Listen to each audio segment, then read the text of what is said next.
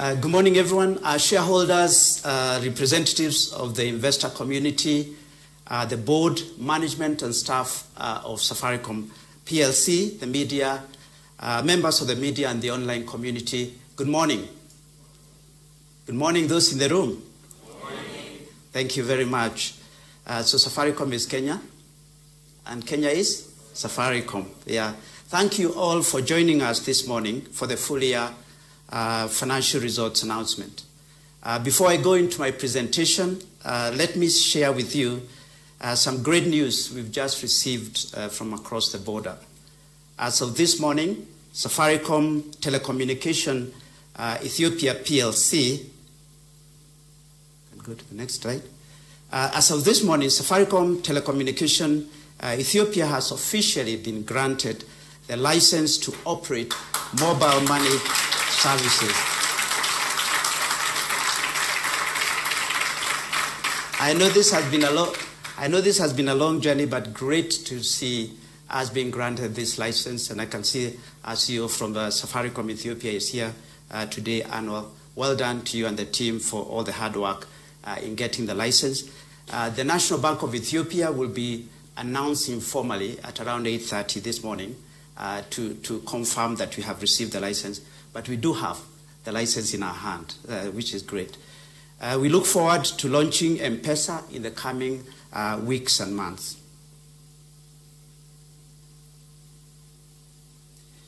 So let me now start our presentation with an overview of the operating environment, building on what the chairman has said during this period. This year, we all experienced some tough headwinds, including high inflation, a depreciating Kenya shilling, severe drought, and failed rainy seasons, among others. For our case, we also faced increased regulatory pressure, specifically the drop in mobile termination rates, which we call MTR. Our customers also had lower disposable income and are seeking more value and better experience in our products and services. However, we benefited from a smooth political transition following the general elections. This stability, coupled with strong commercial execution, led to improved performance during the second half. Let us now look at how we've transformed lives during this period. Our purpose continues to guide us as we build a more sustainable business. We supported the country in dealing with the severe drought and once again demonstrated our commitment to this country, as the chairman has highlighted.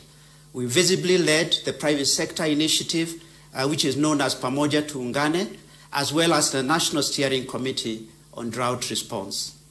We donated 350 million Kenya shillings from Safaricom and our foundations. There are two foundations, Safaricom and M-Pesa foundations, towards Wakenya Tulindane and Pamoja Tuungane campaigns. We've also committed to donate a further 150 million Kenya shillings to support the affected Kenyans as the impact of drought persists despite the current rains. As a result of our efforts and those of various partners from across the board, both private and public, more than 1 billion Kenya shillings has been raised towards these initiatives. Moving on to our focus on ESG. During this period, we achieved major milestones in our ESG commitments. As part of our diversity, equity, and inclusion efforts, our senior leadership is now composed of 40% women. And as the chairman has said, our board now has 45% women. It looks like the chairman is beating the CEO in this respect.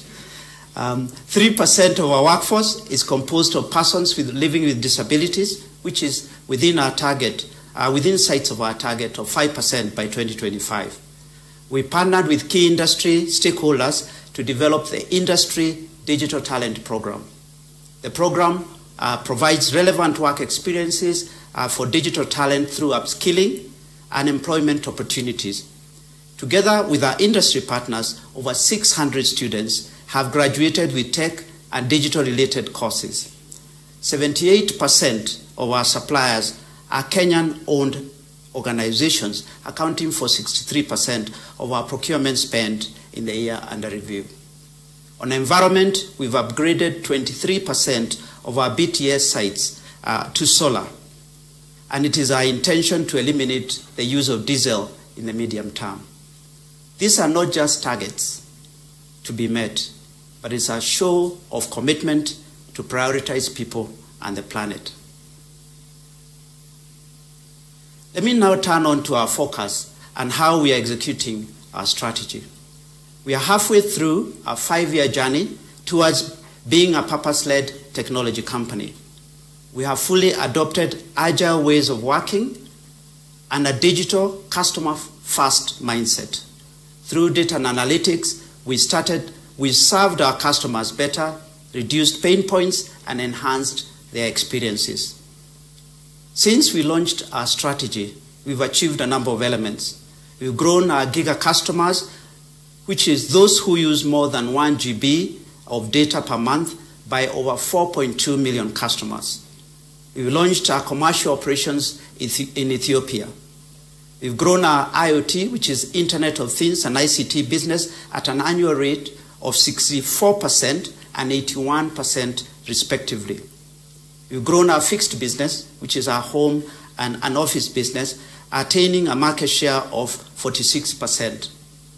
On financial services, we've developed innovative products beyond payments and partnered with government to launch the Hustler Fund and the Women Enterprise Fund. As I've said, we've solarized 1,400 sites of our sites, thereby saving 22% energy costs from those sites alone. Ladies and gentlemen, let me now double-click on some of the key performance indicators for the year. In financial services, we are innovating beyond payments and consumer credit. During this period, we worked across industry to introduce merchant interoperability, and together we launched a national QR code which will ease payments. We recently launched the merchant credit proposition together with the Kenya Commercial Bank Group.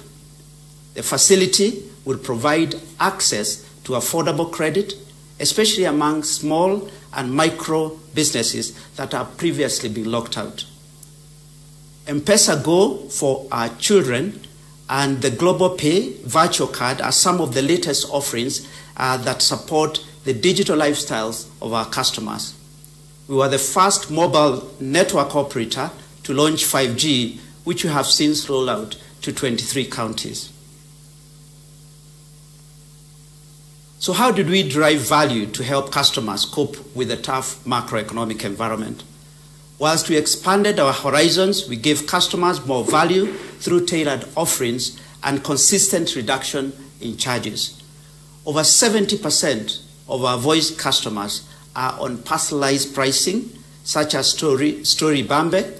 During this period, we reduced the cost of data by over 25% per MB. This has led to over 30% of mobile data customers consuming over 1 gigabyte of data monthly. We are the technology partner for government. We have actively supported both the national and county governments to deploy solutions that benefit the public and contribute to societal progress. Thanks to our agile ways of working, we supported the government to roll out Hustler Fund in record time. This project took just 7 weeks from ideation to launch. To give some numbers, over 24 billion Kenya shillings has been dispersed to over 15 million Kenyans at the end of March 2023. We've also partnered in digitizing over 6,000 government services through eCitizen. We've been working with the government on e-fertilizer e-subsidy program, where farmers receive vouchers on their phones to redeem for subsidized fertilizer. We've also ventured into new business to drive digitization with platforms such as My County app for county governments. As you have seen, we have accelerated new growth areas that go beyond our traditional businesses of connectivity and payments, including Internet of Things, ICT, and cloud. In the year under review, our consumer and business M-Pesa Super App generated over 7.4 billion Kenya shillings. We added over 2.3 million 4G devices to our network and laid over 14,000 kilometers of fiber. We prioritized cybersecurity solutions and data privacy to protect our customers' information and maintain their trust. Ladies and gentlemen, looking at how we are responding to the growing macroeconomic challenges within our business, the business is delivering more value to our customers. We have reduced our charges for M-Pesa and mobile data significantly in the past couple of years. Specifically on mobile data, we've reduced costs by up to 75% per megabyte over the past 3 years. We are investing heavily in IoT and ICT whilst remaining ahead of potential risks and emerging issues to ensure we consistently deliver value to our shareholders. Now moving across to the border, or rather moving across the border to Ethiopia. Ethiopia opportunity cannot be understated. We are encouraged by the peaceful environment witnessed in the Tigray region and the return to commercial and economic activities. The liberalization of key industries by the government of Ethiopia is a positive move that will open Ethiopians to reap opportunities. We are also working closely with the regulators to manage some of the recurrent issues that have come up during our first few months of operations.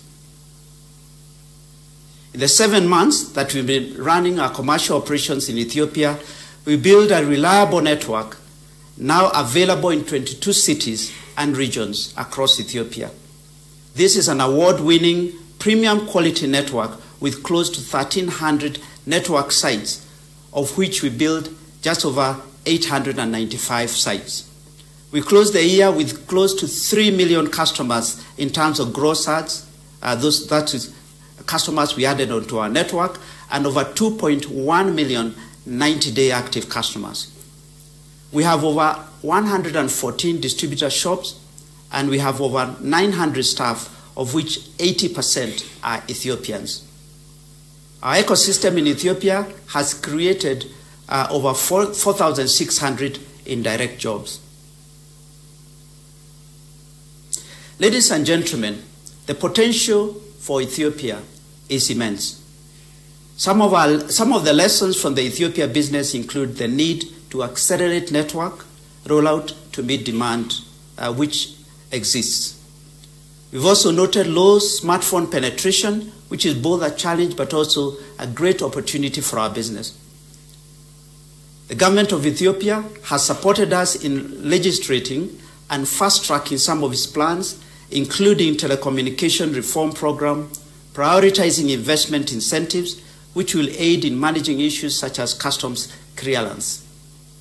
These programs and incentives will lead to, amongst others, increased access to affordable 4G devices in the country and an increased customer base.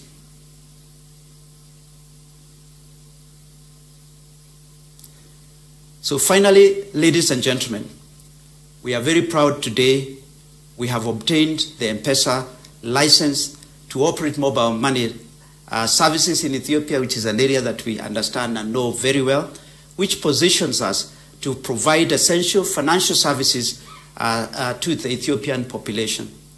We are now getting ready to launch M-Pesa brand in Ethiopia over the coming weeks and months.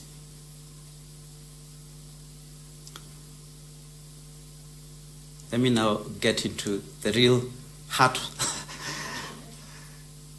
So now let us look at our performance for the full year ended March 2023. Our overall F23, financial year 23 performance is in line with the guidance we shared back in November with all investors. Safaricom Kenya recorded 106 116.3 billion Kenya shillings in earnings before interest and taxes, against a guidance range of 112 to 115 billion Kenya shillings, therefore outperforming the guidance. At 40.4 billion Kenya shillings, our capital expenditure is within our guidance range. On a consolidated basis, incorporating startup costs and investments in Safaricom Ethiopia, which is fundamental for us to build a credible business in Ethiopia, the group closed at an earnings before interest and taxes of 91.7 billion Kenya shillings, in line with our guidance of 87 to 93 billion Kenya shillings.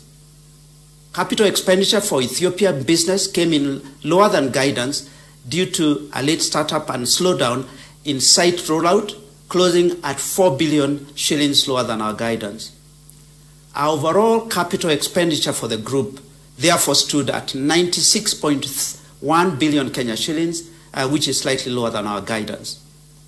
Having faced such macroeconomic headwinds and a very tough operating environment, we are proud that we have been able to deliver solid growth in the year. The bottom line reflects our investment to secure our future, Ethiopia being at the core of what will support our growth for Safaricom in the medium to long term.